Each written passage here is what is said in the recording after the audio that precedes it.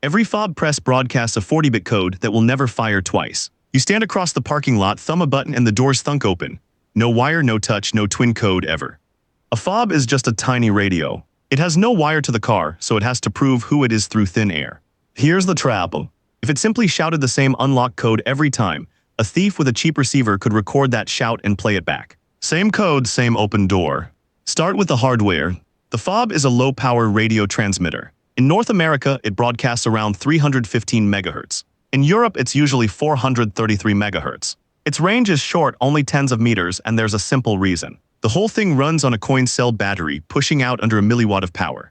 That's a whisper, not a shout, which is exactly why you have to be fairly close. So what actually happens when you press the button? The press wakes a tiny microchip that had been asleep to save that battery. In a few milliseconds, the chip assembles a short burst of data and fires it into the air. That's the key detail. The fob doesn't hum out a steady signal. It sends one quick packet, then goes silent again. Think of it like tapping out a single telegram rather than holding an open phone line. One tap, one message, done. But a message is only useful if the car can tell it's genuine. Anyone can build a 315 MHz transmitter. So the burst can't just say open. It has to carry proof that this fob and only this fob sent it. Now open the packet itself. Freeze that burst midair and it splits into three parts. First, a fixed serial identifier, a permanent number that says this exact fob. Second, a command bit that tells the car what you want. Lock, unlock, or trunk. Third, and most important, the security payload, a 40-bit code. Let's sit on that number because it's the whole game. 40 bits means the code can take any one of over 1 trillion possible values. Precisely 2 to the 40th power, about 1.1 trillion combinations. Guessing the right one at random is like picking a single second out of 30,000 years. So why isn't the serial identifier enough on its own? Because a serial number is basically public. It's printed, it's broadcast in the clear every press, and anyone listening can copy it down. If the door opened just because the right serial arrived, that thief with a receiver wins again. Record once, replay forever.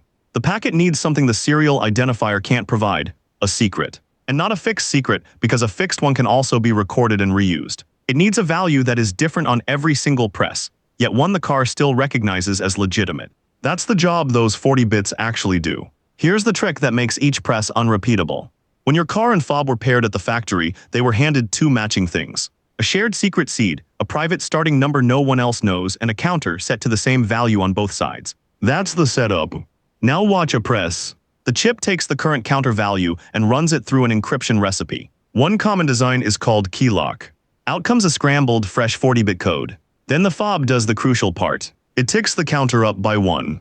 Next press starts from a new number, so it produces a completely different code. This is the rolling code. It rolls forward and never lands on the same spot twice. And it's exactly why the recorded and replayed attack falls apart. Say a thief captures your unlock from this morning. By the time they try to replay it, you've pressed the button again, maybe twice more in the garage. Your car's counter has already rolled past that value. When the stale old code shows up, the car checks its counter, sees a number it has already moved beyond, and simply refuses. A used code is a dead code. But that raises a problem. Real life isn't that tidy. The problem is you. You press the fob in your pocket by accident. You click it a few times while it's too far away, and the car never hears a thing.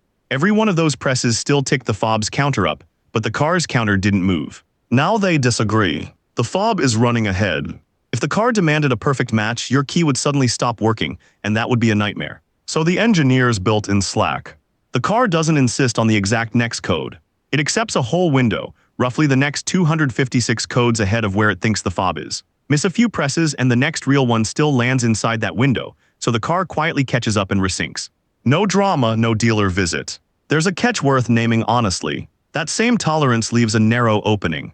A determined attacker can jam your signal, secretly hang onto one unused code, and let it fly later before your counter passes it. It's a real, documented weakness, and it's precisely why newer cars stopped trusting a one-way shout. Instead, the car started talking back.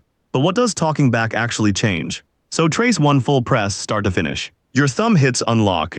The chip wakes, grabs the current counter value, and runs it through the encryption recipe to mint one fresh 40-bit code. The radio bundles three things: the serial identifier, the unlock command, and that new code, and whispers the packet across the lot. The car catches it, decrypts the code with its copy of the shared seed, and checks. Does this number sit inside my window of expected values? It does. The doors unlock. And in that same instant, both sides tick their counters forward by 1, ready for a code neither has ever used. That's the whole promise delivered. One press, one 40-bit code, zero twins.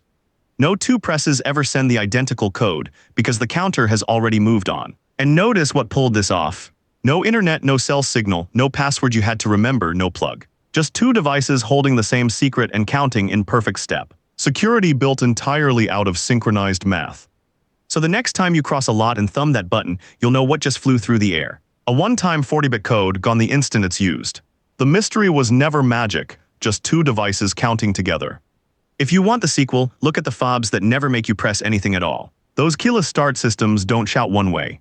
The car challenges the key answers, and the whole conversation happens while the fob sits in your pocket. We'll open that box next.